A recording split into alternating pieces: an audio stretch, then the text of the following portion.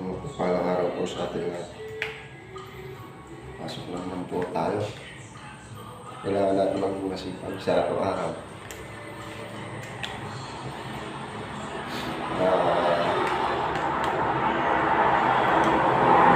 Please, araw-araw natin na ang pamilya. Sabi natin obligasyon, no? Diyan mo, guguhat dyan. Tumutulong tayo sa ating asawa. Pagdating natin sa bahay, yung bata pa tayo makulit.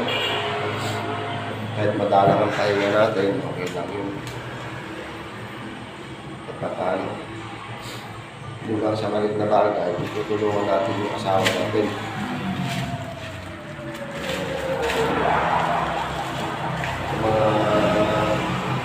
Napagamot po, may silent po kayo sa ating Facebook page. Subscribe na rin po ng ating YouTube channel na TikTok.